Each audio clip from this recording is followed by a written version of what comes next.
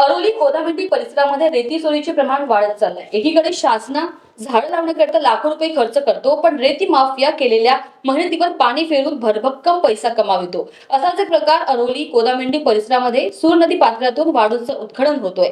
ट्रॅक्टरच्या जागी बैलबंडीचा उपयोग करण्यात येतोय। आपण बरेचदा पाहिलं असेल की बैलबंडीने शेतातील कामे होतात, पण या अरोली गावातील हे वेगळंच दृश्य पाहायला मिळत आहे। आणि पहिल्यांदाच पाहत असाल की रेती चोरट्यांची माहेरघर म्हणजे अरोली, भांडेवाडी, कोदामेंडी, धर्मापुरी, पिंपळगाव, घोटोटोप, मसला, चोखाडा म्हणून ओळखले जाणारे हे गाव आहे। अरोली कोदामेंडी दोन्ही गावातील सरपंच यांनी अनेक निधी आणून स्मशानभूमी व अनेक जागे लाखो झाडे लावली आहे, परंतु रेती तस्करांमुळे झाडे व नर्सरी पूर्ण उद्ध्वस्त झाल्याचे दिसून येत आहे। रात्रंदिवस रेतीचा उपसा केल्याने बरेच शेतकरी यांचा शेतपिकाचा मोठा नुकसान होऊन मोठा फटका बसतोय। यामुळे शेतकरी मोठ्या संकटात सापडले आहेत। अक्षय रुपचंद राऊत, काय झालं माझी तुमच्या शेत इथे आहे। किती एकर आहे इथं शेती तुमची? इथे आमची आहे तरी 6-7 एकर। बरं, काय ऊन आलं तुमच्या शेतीत? आमच्या शेतीच्या पुरा नुकसान होऊन राहिलेलं आहे। कशामुळे होत आहे? आमचे हे रेती जे नेऊन राहिलेले आहेत तेथून पुरे नाली पडून राहिलेली आहे। रेती हे कशात नेतात? हे आपला बिझनेस चालवासाठी रेती घेऊन चाललेले आहेत आणि आमच्या नुकसान करून राहिलेले आहेत। म्हणून आम्ही हे जबाबदारी घेतली का आज आम्ही काही ना काही करून बा, त्यासाठी आम्ही हे केली। पण हे जास्तच करून राहिले आहेत। आम्ही कितीक पाहणार आहोत? आम्ही रात्रंदिवस जागून तर काहीच नाही होणार आहे। काही पोलीस स्टेशनवाले काही जबाबदारी घेतील तेव्हा आमचा हा काहीतरी होईल।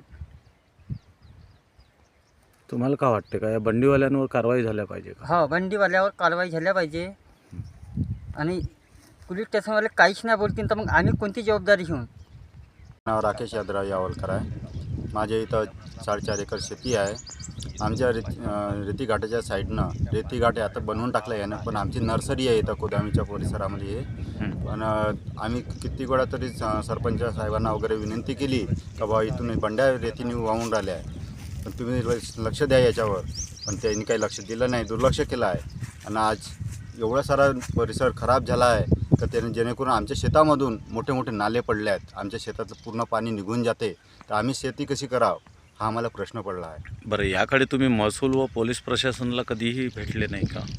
मी तर आता कसं हे कोदामेंडी नर्सरी याच्यामध्ये येते बीटमध्ये, तर आम्ही त्यांना डायरेक्ट सरपंचांना भेटण्याच्या म्हणजे त्यांना कॉन्टॅक्ट केला आणि त्यांना व्हिडिओसुद्धा पाठवले इच्छे का अशी अशी परिस्थिती आहे, तुम्ही या आणि इथं काहीतरी सुझाव काढा याच्यावर। तर काय करायचे ह्या बंडीवाल्यांचे बंडीला त्यांना आता नॉर्मली सध्या बंडी म्हणलं म्हणजे लोखंडी चाकाची बंडी असते, पण ते लोखंडी चाकाची नाही राहिली, ते आता पूर्ण गाडीची बंडी झाली, जसं ट्रॅक्टरची। म्हणजे तुम्हाला असं म्हणायचं आहे का हा रेतीचा एक बिझनेस बनवला आहे का बंडीवाल्यांनी, असं वाटतं का? बिझनेस नाही तर का त्यांच्या घरच्यासाठी थोडी रेती नेऊन राहिले आहेत ते।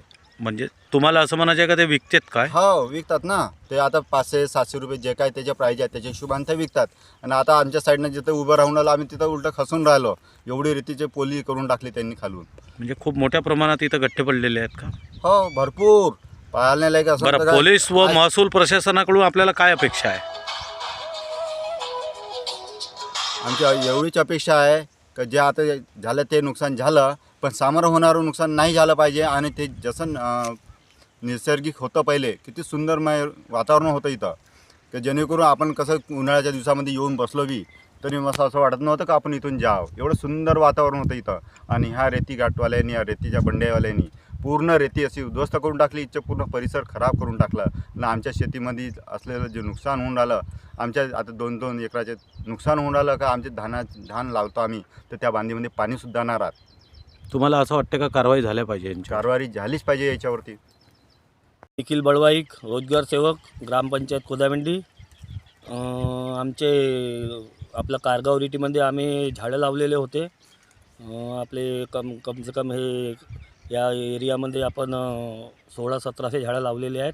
किती लक्ष रुपयाचे होते ते? हे आहेत 23,02,000 इतर लक्ष रुपयाचे झाडे लावलेली होती। इथं आपले 3 वर्ष कंप्लीट झालेले होते, तर आपण यांच्या मार्फत आपली नर्सरी 3 वर्षानंतर खतम होऊन जाते।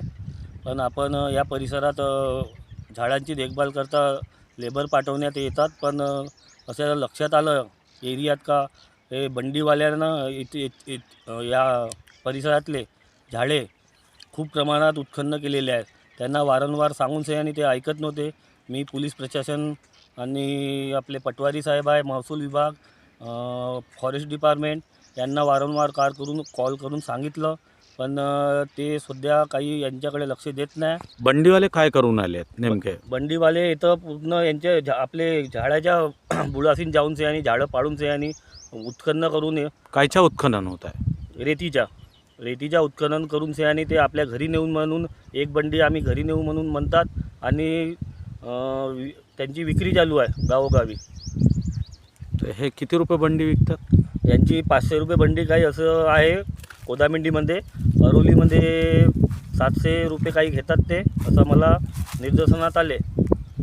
बरं, यावर आपल्याला काय म्हणायचं आहे? पोलीस प्रशासन व महसूलला काय आपण बोलू इच्छिता? यांना मी वारंवार पोलीस प्रशासनालाही फोन केलं, मी फॉरेस्ट डिपार्टमेंटलाही फोन केलं, पटवारी साहेबाला भेटायला गेलो होतो, पण ते अवेलेबल नव्हते, तर त्यांच्यासोबत काही भेट होऊ शकली नाही. तर मी वारंवार काल पण फोन केला होता, एक हप्त्यापासून फोन लावत आहेत डिपार्टमेंटला, पण त्यांच्या काही रिस्पॉन्स येत नाही. आता तुम्हाला काय वाटते, हे जे उत्खनन होत आहे रेतीच्या, यावर आपल्याला बंडीवाल्यांबद्दल काय बोलायचं आहे? बंडीवाल्याबद्दल बोलायचा मतलब यांनी पुरा रेतीच्या हैदोस मांडून ठेवला आहे. त्यांना वाटते की आपण बंडी आहे तर आपल्यावर कोणती कारवाई होऊ शकत नाही, म्हणून ते अवेरावी करून से आणि जागून जसे झाडामधून झाडं पाडू रेती नेतीन, पोलाच्या खालून सयानी रेती आहे, पोलं पडण्याच्या याच्यावर आहेत. हे असं करून सयानी सगळं रेती चोरीचे कामे चालू आहे यांचे. तुम्हाला वाटते का यांच्यावर कारवाई झाल्यास पाहिजे? मला स्वतः पाहिजे. मी काल 2 दिवस झाले सकाळपासूनच्या इथे येऊन बसते, 12 वाजतापर्यंत इथे बसते, त्यानंतर आपले लेबर ठेवते, पण ते काही ऐकायला तयार नाही. काल पण आलो होतो, लोक मला शिवीगाळ करत होते रेतीवाले. तुम्हाला वाटते का महसूलकडून आणि पोलीस प्रशासनकडून यांच्यावर कारवाई व्हायलाच पाहिजे? कारवाई जशा ट्रॅक्टरवर कारवाई होत होती तशी यांच्यावर पण कारवाई व्हायला पाहिजे. दादा, तुमचं नाव? सुनील तुळशीरामराव. काय होऊन आलं तुमच्या परिसरामध्ये? रेतीची वाहतूक होत आहे बंडीनं वाहतूक होते. बरं, यामुळे काय नुकसान घडलं? शेती लागून असल्या कारणाने शेतीतलं पाणी राहत नाही, शेतीपर्यंत नाल्या पडत आल्या व गड्डे पडत आले. तुम्हाला काय वाटते, ह्या रेती वाहतूक करणाऱ्यावर कारवाई झाल्या पाहिजे का? कारवाई झाल्या पाहिजे. पण हे बंडीनं नेत आहे तर कारवाई म्हणजे विकत आहेत का स्वतःसाठी नेत आहेत? विकत आहेत. महानिसर्गकरिता गौरी गणेश बोरकर, नागपुर. आप सभी का फेवरेट फेस्टिव सीजन आ गया है। अब अपना टाइम बचाइए और पूरी फैमिली की एक ही छत के अंदर शॉपिंग करिए। कैसे? तो आ जाइए श्री बालाजी गारमेंट्स में, जहां आपको kids wear, ladies wear, men's wear, ladies wear में ethnic wear, western kurti, sari, lehenga, पूरा ब्राइडल सेक्शन सब कुछ देखने को मिल जाएगा, वो भी बजट में।